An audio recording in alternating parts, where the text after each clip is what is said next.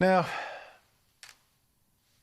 maybe that's a bit harsh of a lot of them, because I don't doubt that these protests are backed by a lot of people who do mean well, who really do hate racism, hate it as much as I do. But other protesters, including many of the noisiest, they don't seem to me really against racism. For them, this doesn't seem about principle, but power. For them, racism isn't bad. They just want another race to cop it instead. They seem to want to replace one kind of racism, anti-black, with another, anti-white. And it now, for some, seems to want to replace it with anti-Jewish sentiments as well. Now, this is significant. In recent days, we've seen huge protests around the world after police killed, almost certainly accidentally, a black man in Minneapolis. But there has been almost zero mention outside Britain of a man stabbing a rabbi in the street last weekend until he was stopped by heroic civilians. Kill the police! No, let him go. He's coming to break in the start. To the knife. Where's the knife? Where's the knife? Now, more importantly, though, there has been almost no reporting here of a Black Lives Matter protest in Paris on the weekend. A big protest. Previous ones have actually been violent. This one attacked Israel. Even had protesters shout racist slogans like "Dirty Jews" and "Black Power."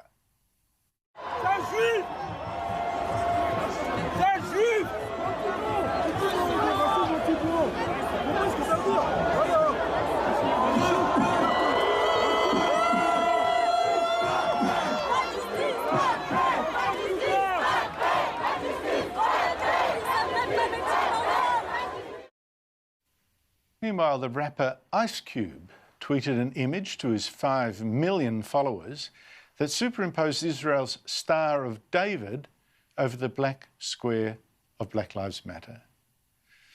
So in the cause of Black Lives Matter, at least in those Paris protests, attack the Jews, attack Israel. Joining me is Treasurer Josh Frydenberg.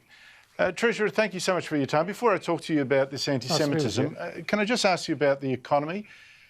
You've got a new investment policy that would be much tougher on investment from China. You're changing the Foreign Acquisitions and Takeovers Act.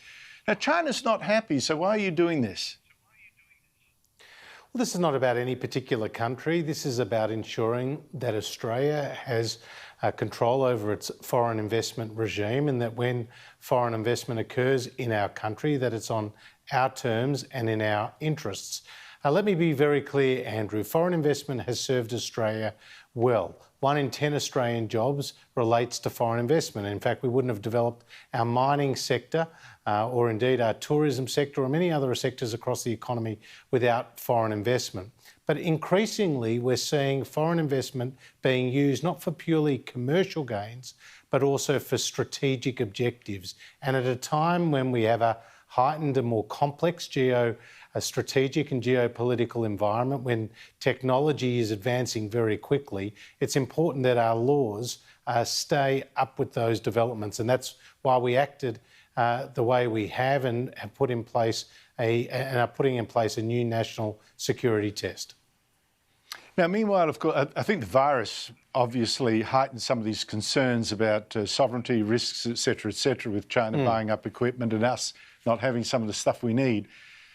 Meanwhile, you're also trying to get Australians back into work. Now, these virus bans are so killing jobs.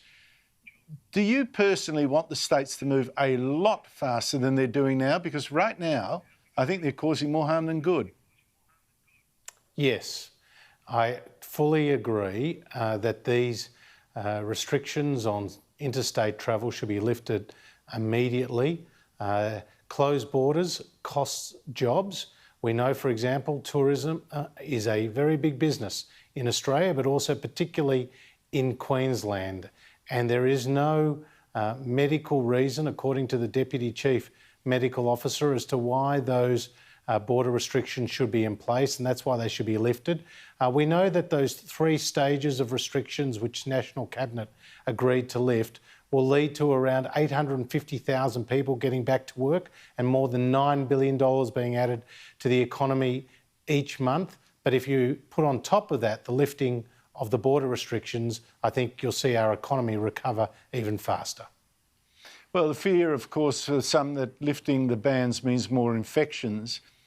How do you then feel about the race protests, the big ones that, particularly in Sydney, Melbourne, Brisbane, that broke the law against mass meetings, when we've just heard today that a second protester at the Melbourne Black Lives Matter protest, the woman, she's now tested positive too. Does that really grind your gears? Well, it certainly is very disappointing, but more than that, it's putting at risk the health of the broader population.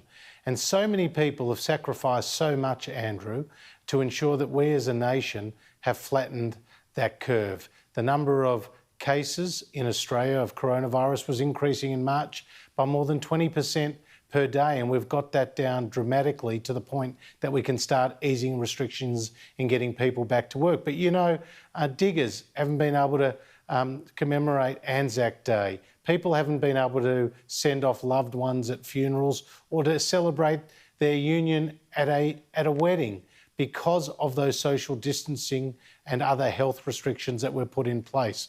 So it is very irresponsible that people have gone out and demonstrated the way they have in these mass gatherings against the medical advice and indeed in breach of the law. Yeah, and they've delayed, I think, the recovery a little bit, freaking premiers out. Now, these race protests, for many people, it seems the agenda now goes way beyond fighting racism. There's been the looting, the violence, the pack attacks on whites, attacks on journalists, attacks on statues, even of Winston Churchill, can you believe, and navigator James Cook. Taking a broader view, what do you really think is going on here with these protests?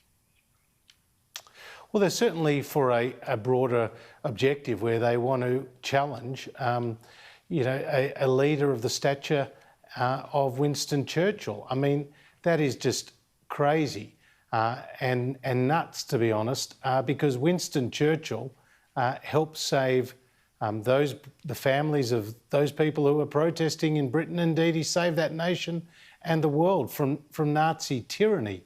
If you think, as it's been said before, if you think Winston Churchill is racist, what about the guy he stopped in Adolf Hitler?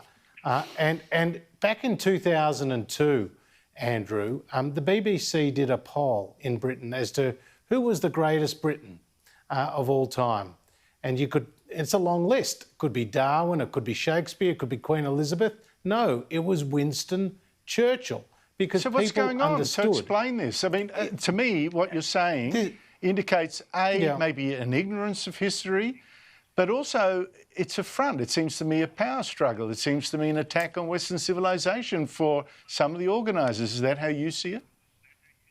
Well, it's definitely a degree of ignorance about our history. There's no doubt about that. But also these are demonstrations that are morphing into much more than a protest about a tragic, about a tragic event in the United States. These are morphing into a much bigger movement, and I think potentially it's pretty dangerous because we in Australia and indeed around the world, we have a very tolerant, multicultural society, and that's something I think we should celebrate.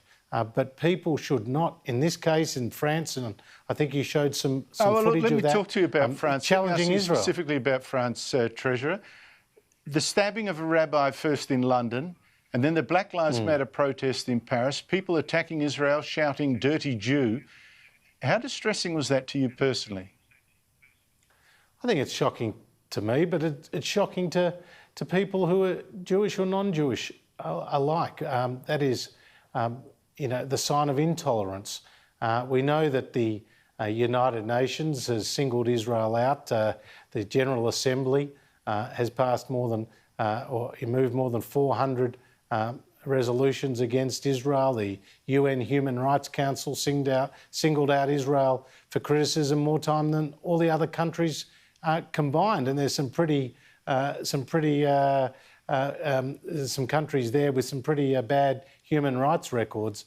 So Israel does get a bad rap from the UN, and there's clearly these protests are being used by agitators to also attack Israel, and that's very distressing and unfortunate. There seems to be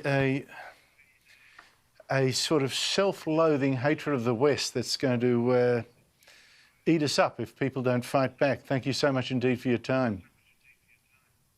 Well, we've all got a responsibility to call it out where we see it.